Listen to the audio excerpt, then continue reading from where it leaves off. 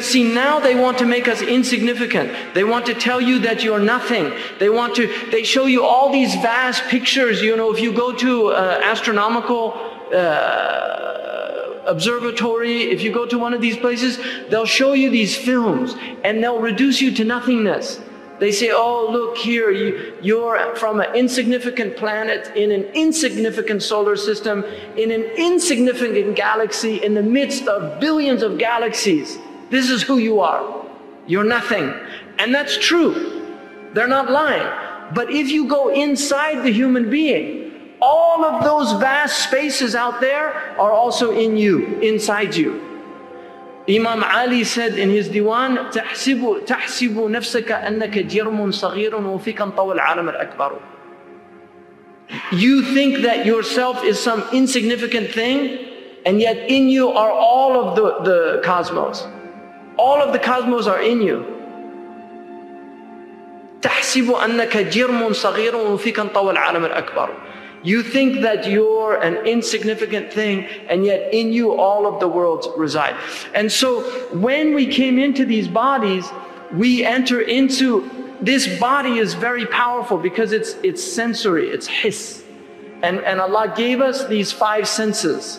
And these are the inroads of experience, you see. And this is, you have a certain group of materialists that began to argue, and you find them all the way through history, but they argued that all of knowledge comes from your sensory perception. This is where it comes. Your tabula rasa, you blank slate, and then you come into the world, and then you begin to be filled up with experience. And the experience comes only from this world. There's no other experiences. You see, this is what the materialists claim. And they want to tell you that you're insignificant, you're nothing.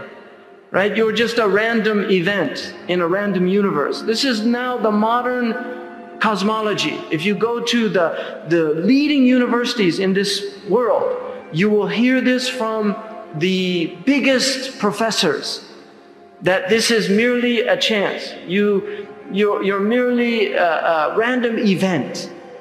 And because there were billions of years and multiple possibilities, that this is the conclusion. Here you are, playing solitaire on a computer. This is the human being, right? Diversion, entertainment. This is what the world now is created for, diversion. It's always been a diversion. But the difference between modern people and ancient people is all of the ancients knew that the diversion was a diversion. There was no purpose in it. All of them knew this. The moderns are unique in their belief that this is the primary reason for us to be here, is simply to entertain ourselves, to be diverted, to listen to music, to watch films, to do that. This is it. We just entertain ourselves until we leave, and then another group comes and they do the same thing, and it just goes on until it ends with cosmic collision, some giant asteroids going to knock us like it wiped out all of the dinosaurs. This is the belief now. The ancients all knew that there was a purpose for the human being, that you had a reason for existence, and that your reason was not by chance, it was by purpose, that you are created with purpose, that there's a telos for the human being, there's a hadaf. Does the human being think that he's left in vain, that he's simply a suda, random event? Right? This is what Allah asks. Does He think that all of this was for nothing? That you went through all of these stages from I mean, first of all, you had to be nutrition, because there was a time when your material body was being formed inside somebody else, right? Because for semen and ovum to exist, you need these things to be created, and they're created from nutrition. So there was a point when we were just nutrition, but then there was a point when that didn't exist, because that came from another thing itself, right? So there was a point, right?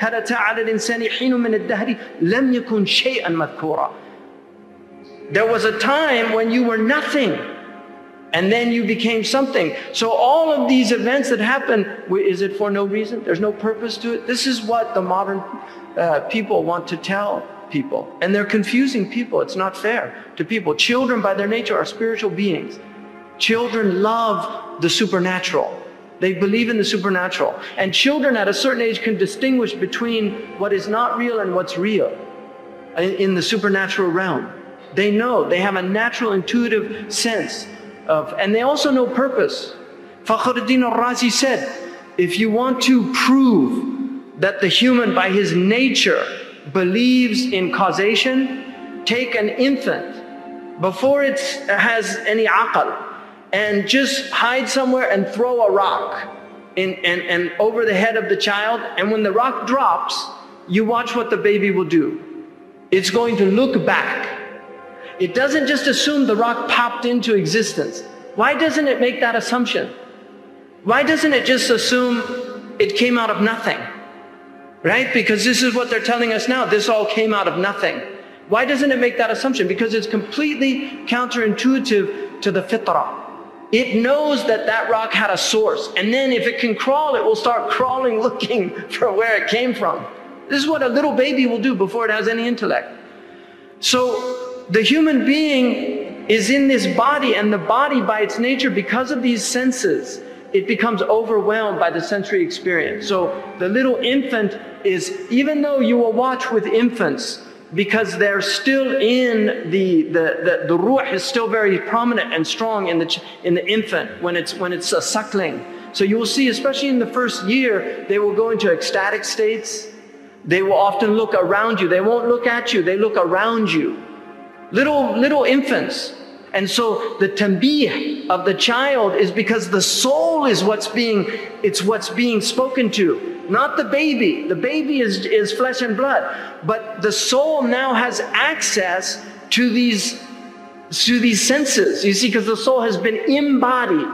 And so the hearing, the sight, all of these things affect the soul. And this is why what you look at will affect you. What you hear will affect your soul. It affects your soul. إن السمع والبصر والفؤاد كل أولئك كان عنه مسؤولا. Your hearing, your sound, your sight, and your heart, right? Your heart, the ma'rifah, the consciousness, your consciousness, all of these the human being is responsible for. Because at the root of the human being is consciousness. And your consciousness is, you have always had it. You had it when you were a child. You have it when you're in somebody, la qadarullah. When people go into comas, the consciousness is there. It's always present. It's always present. The consciousness is always present. And that's what Allah subhanahu wa ta'ala He's given us these experiences during life to remind us. And this is why things will happen to you in life. It's inevitable. There will be things that will happen to you in life that indicate the unseen realm. You'll remember. And people who have a frame of reference, who have the knowledge of the prophets, they have the wiratha, they know what to make of these things. The people that don't will be struck by them. They'll often be amazed by them. Coincidences, synchronicities. They'll be like Jung. Jung was very struck by all these things that would happen to him. And he knew something supernatural was happening, but he didn't know what it was because he didn't have a science. And this is where the Muslims are. We are so lucky. We're so fortunate that Allah has given us knowledge of these things. And other people, really, they've lost them. They had them, but they've lost them. This is the last religion standing that has a complete cosmology that has not been polluted or tainted by other things. Really, it's all there in Islam. And so the consciousness that Allah has given you, it's embodied in this sensory experience. And so you have what is latafa and kathafa. You have the subtle body, right, which is this latif body, and then you have the kathif body, the material body. And these are, Imam Malik said, it's like the water in the twig. You know, it's like the water in the twig. In other words, the ruh is in your body.